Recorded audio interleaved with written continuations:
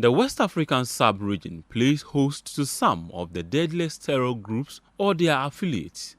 They include Al-Shabaab of Somalia, Ansar al-Sharia of Tunisia and Libya, the Lord's Resistance Army of Uganda, Boko Haram of Nigeria, Ansar al-Islam which operates in Burkina Faso and Mali, and many more which appears to now have a foothold in the sub-region.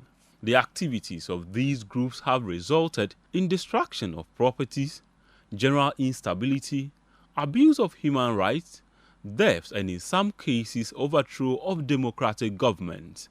Most of these groups are formed to advance religious, ethnic, or political motives.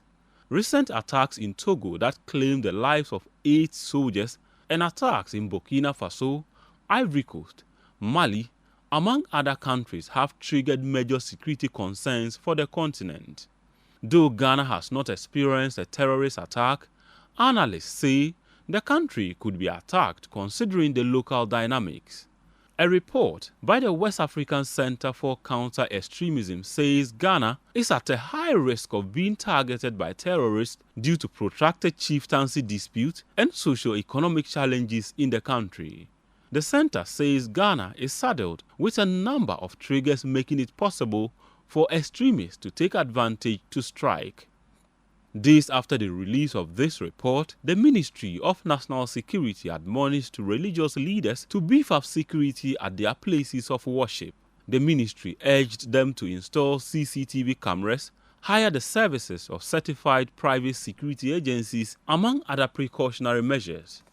The letter, signed by the National Security Coordinator, Ambassador Major General Francis Edu Amanfo retired, also assured that proactive measures are being instituted by the relevant security agencies to avert any attack on Ghana. Speaking to City News, the Executive Director of the West African Center for Counter-Extremism, Motaru Mumuni Mukhtar, called for more proactive security arrangements by authorities.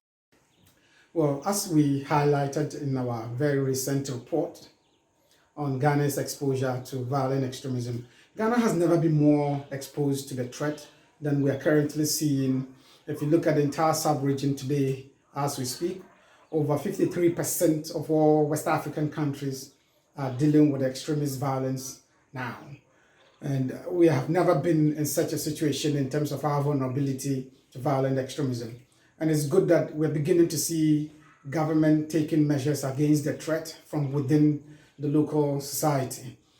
We saw a report from the National Security Ministry talking about, directives to public places of worship and asking them to get themselves prepared, installing, surveillance systems, CCTV cameras, getting local security trained to ensure that we build resilience against it. What we haven't seen, it's that robust engagement with local community members, the civilian, population, and ensuring that they are deliberate programs intended at creating awareness, intended at ensuring that local community members participate in terms of sharing information with local security men, in terms of building, a closer relationship within, between the local population and security agencies to ensure that we build resilience against the threat. Also, we want to see the involvement of other categories of public places. We are talking about restaurants and hotels and places that are often frequented by, foreigners. We are talking about beaches. We are talking about all the copycat targets that are traditionally, used by extremists to ensure that we are prepared adequately in terms of the measures and ensure that we build resilience against the threat here. And we want to see government taking a lead role beyond the directives. How do we ensure that there are people who are, positioned to lead these religious places of worship, to lead these restaurants and hotels and other places in terms of training them, in terms of getting surveillance systems in place to get us the adequate and whole, preparation we need to build against the threat.